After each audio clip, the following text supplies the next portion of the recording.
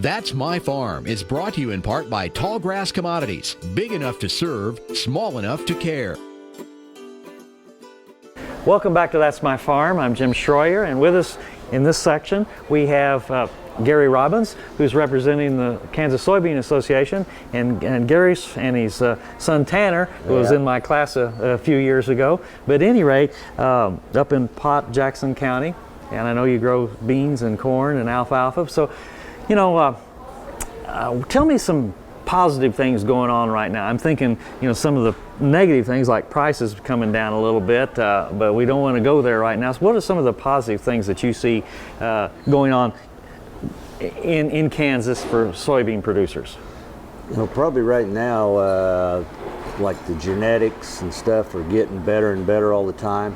And then they're coming out with the dicamba tolerant beans, right? Which I think we're on the verge of having those where we'll be able to use them this year. And we're really getting to the point where we need those because I've got problems with weed resistance on my farm, like with the water hemp. I've got water hemp coming out. Resistant water hemp? Yeah, and I'm starting to get some giant ragweed, and they're even seeing it up north of us, getting some giant ragweed around, which you haven't heard much about that, but all of a sudden we're seeing it. Right, right. So, Gary, you mentioned genetics just now.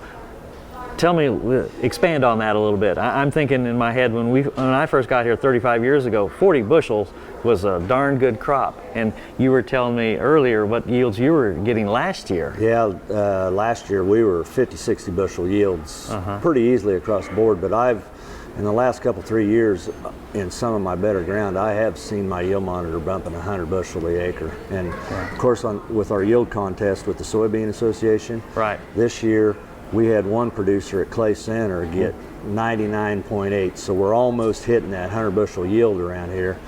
And it's like, you think it's going to be not too much more time, and we might see more and more of that 80 bushel yields at least. So you know, so that's a positive. So with the prices that we've had in the recent past and the high yields, this has kind of been maybe a boon for young producers. I'm thinking of Tanner coming back to the farm. Well, that's what I was talking about earlier to you, that it's kind of nice to see this boom with this farm deal going on, that some of these young kids are starting to come in. Before, it looked like it was so dismal, nobody wanted to stick around on the farms, everybody's wanting to go to the cities. Now you're seeing more and more of these kids coming back to the farms.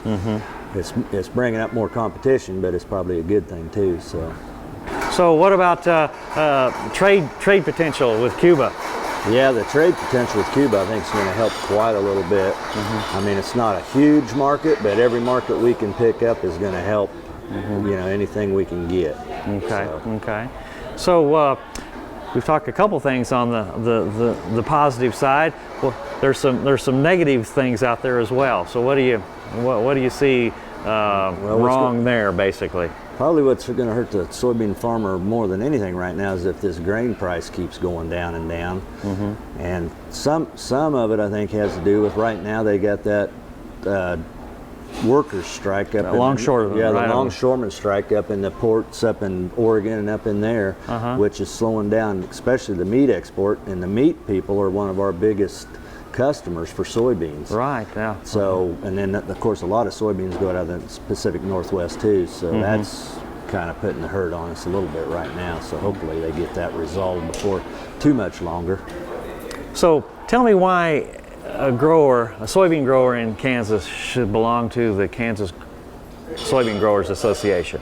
What's the positive thing there?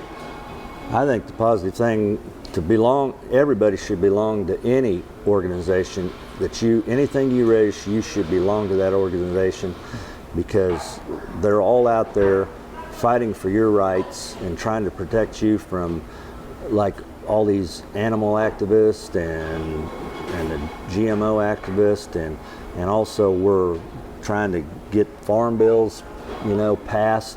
It's supposed to be involved heavily in the farm bill. Yeah, we're involved heavily in trying to get farm bills passed, and like the biodiesel extender, the extenders bill, and we've fought for the Section 179 up in Washington, trying to get that passed, which we have so far, but we want to get it more where they get more years instead of just doing it by year by year by deal. But, but I'm pretty advocate that, or think that everybody should be involved, because it's a good deal. Okay.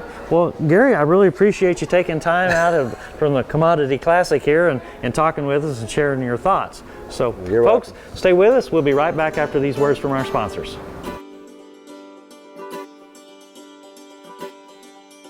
Frank Lyons, a physician here at Kansas Regenerative Medicine Center. As one of the only standalone stem cell centers in the U.S., we use your stem cells as therapy for arthritis and some autoimmune diseases. I'm Dr. Andrew Poe, here at Kansas Regenerative Medicine Center.